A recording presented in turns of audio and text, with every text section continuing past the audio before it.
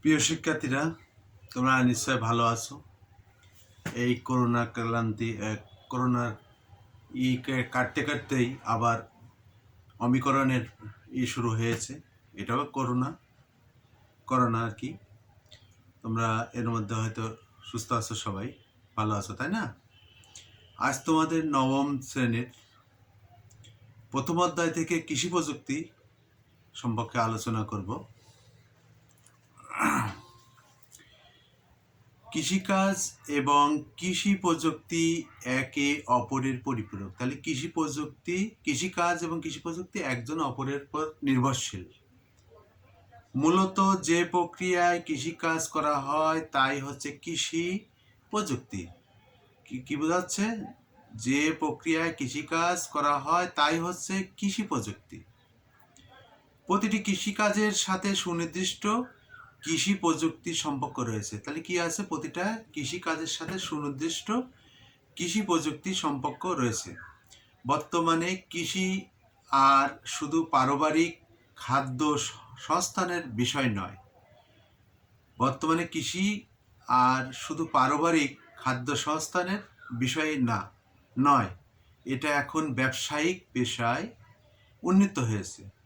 আগে কৃষি বলতে জমি হাল চাষ করে বীজ বুনে ঘরে ফসল তুলে বছরের খোরাক সংগ্রহ করাকেই বোঝাতো। কিন্তু এখন কৃষির প্রতিটি কাজে প্রযুক্তি ব্যবহারের খরচাদি ও ফসলের বাজারজাত মূল্য মাপকাঠিতে আয় ব্যয়ের হিসাব নিকাশ করে ব্যবসায়িক দৃষ্টিভঙ্গিতে কৃষিকে মূল্যায়ন করা হয়েছে। প্রিয় শিক্ষার্থীরা, এতদিন কৃষি কিন্তু আমাদের কৃষির উপর তেমন কিন্তু গুরুত্ব ছিল না বিগত শতাব্দীতে, কিন্তু এখন আমরা অধিকাংশই কৃষিকাজের সাথে সংশ্লিষ্ট প্রযুক্তির নাম এবং কৃষি যন্ত্রপাতির ব্যবহারের বিষয়াদি শিখেছি। নবম দশম শ্রেণীতে আরও এক ধাপ এগিয়ে জমির প্রস্তুতি, উর্বরতা বৃদ্ধি, ফসল ভিত্তিক মাটির বৈশিষ্ট্য, ভূমি ক্ষয় রোধ, বীজ সংরক্ষণ, রোগবালাই দমন, কৃষি যান্ত্রিকরণ ইত্যাদি বিষয় এবং সংশ্লিষ্ট প্রযুক্তি সম্পর্কে জানব। দেখো, এইখানে একটা ছবি দেওয়া আছে, চিত্র দেওয়া আছে পাওয়ার টিলারের প্রযুক্তিতে। একসময় তো পাওয়ার টিলার ছিল না আমাদের দেশে। এই পাওয়ার টিলারের মাধ্যমে কিভাবে চাষ করা হচ্ছে ছবি দেওয়া আছে। একজন লোক পাওয়ার টিলার চালাচ্ছে। আগে হাল চাষ করা হতো গরু দিয়ে। এখন প্রযুক্তির আধুনিকতার ছোঁয়ায় বৈজ্ঞানিক বিপ্লব ঘটায়, যার কারণে আজকে পাওয়ার টিলারে করা হচ্ছে, জমি চাষ করা আছে এবং সময় কম, অতি দ্রুত চাষ করা যায় ভালোভাবে। এই অধ্যায়ে পাঠ শেষে আমরা কি শিখতে পারবো সেটা নিয়ে আলোচনা করেছি বা জানতে পারবো। মাটি ও পরিবেশের বৈশিষ্ট্য অনুযায়ী ফসল নির্বাচন করতে পারবো। কি করতে পারবো? মাটি ও পরিবেশের বৈশিষ্ট্য অনুযায়ী ফসল নির্বাচন করতে পারবো। ধাপ উল্লেখপূর্বক জমির প্রস্তুত পদ্ধতি বর্ণনা করতে পারবো। জমি প্রস্তুতির প্রয়োজনীয়তা বিশ্লেষণ করতে পারবো।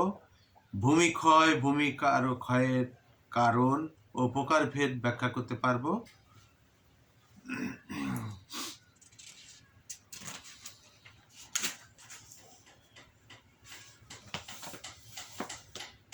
ভূমি ক্ষয়ের ক্ষতিকারক দিকগুলো বর্ণনা করতে পারবো। ভূমি ক্ষয়ের কার্যকরী উপায়সমূহ বিশ্লেষণ করতে পারবো। বীজ সংরক্ষণের পদ্ধতিগুলো বর্ণনা করতে পারবো। বীজ সংরক্ষণের গুরুত্ব ব্যাখ্যা করতে পারবো। শস্য বীজ সংরক্ষণ করতে পারবো। মাছ পশু পাখির খাদ্য সংরক্ষণের প্রয়োজনীয়তা ব্যাখ্যা করতে পারবো। মাছ ও পশু পাখির খাদ্য সংরক্ষণের ধাপগুলো বর্ণনা করতে পারবো। সম্পূরক খাদ্য সম্পর্কে ব্যাখ্যা করতে পারবো। মাছের ও পশু পাখির সম্পূরক খাদ্য তালিকা তৈরি করতে পারবো। মাছ ও পশু পাখির সম্পর্কে খাদ্যর প্রয়োগ পদ্ধতি বর্ণনা করতে পারবো। মাছ ও পশু পাখির দ্রুত বৃদ্ধি, পরিপুষ্টি জন্য সম্পূরক খাদ্যের প্রয়োজনীয়তা বিশ্লেষণ করতে পারব। প্রিয় শিক্ষার্থীরা,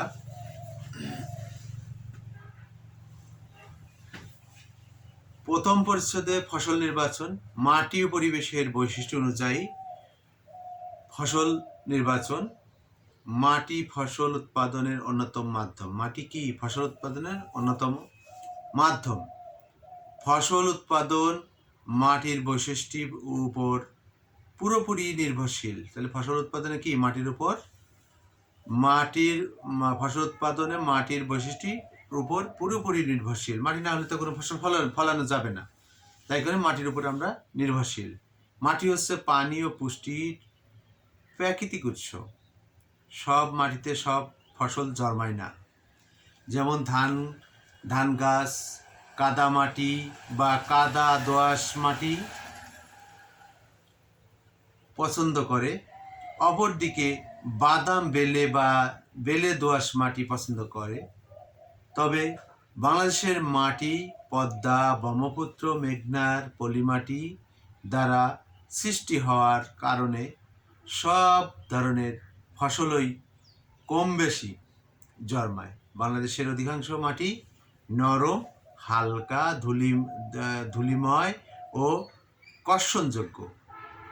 মাটি বলতে তাকেই বোঝায় যেমন যেখানে ফসল জন্মায়, বন সৃষ্টি হয় আর গবাদি পশু বিচরণ করে। তাহলে আমরা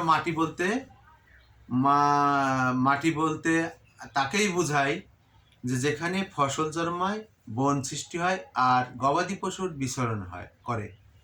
একজন কৃষককে যখন মাটি সম্পর্কে জিজ্ঞেস করা হয়, তিনি তখন ঝটপট বলে থাকেন যে ভূত্বকের গভীরে যতটুকু লাঙলের ফলা পৌঁছে যায় ফসল উৎপাদন উপযোগী তাই মাটি। অর্থাৎ কৃষকের ভাষায় ভূপৃষ্ঠের 15-18 সেন্টিমিটার গভীর স্তরকে মাটি বলা হয়। অতএব ফসল উপযোগী মাটির বৈশিষ্ট্য এর স্তরের নিহিত। আগেই বলা হয়েছে যে বাংলাদেশের মাটিতে অল্প বিস্তর সব ফসলে জন্মে, কিন্তু সব অঞ্চলের মাটির বৈশিষ্ট্য এইরূপ নয়। তাই দেখা যায় কোথাও ধান, কোথাও গম, কোথাও আলু, আবার কোথাও পাট ভালো হয়। নিচে বিভিন্ন ফসল উপযোগী মাটির বৈশিষ্ট্য বর্ণনা করা হলো। এই দেখো শিক্ষার্থীরা, এখানে ছক আকারে সুন্দর করে দেওয়া হয়েছে ধান চাষ উপযোগী মাটির বৈশিষ্ট্য, গম চাষের মাটির বৈশিষ্ট্য। 1. কঙ্কর বেলে মাটি ছাড়া সব মাটি ধান চাষের উপযোগী।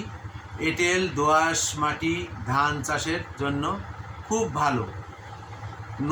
নদ নদী অববাহিকা ও হাওর বাওর এলাকা যেখানে পলি জন্মে সেখানে ধান ভালো হয়। আবার অন্যদিকে উঁচু ও মাঝারি জমি গম চাষের উপযোগী। মাঝারি নিচু জমিতে গম চাষ করা হয়। 2. প্রকারভেদে উঁচু, মাঝারি, নিচু সব ধরনের জমিতেই ধান চাষ করা যায়। যেমন নিচু জমিতে বোরো, জলিম, আমন ধান করা হয়। অন্যদিকে দোআঁশ বেলে মাটি, দোআঁশ মাটি গম চাষের জন্য ভালো। এঁটেল দোআঁশ মাটিতে গম চাষ হয়। 3 নম্বর, মাটি অম্লাত্মক থেকে নিরপেক্ষ অবস্থা ধান চাষের অনুকূল।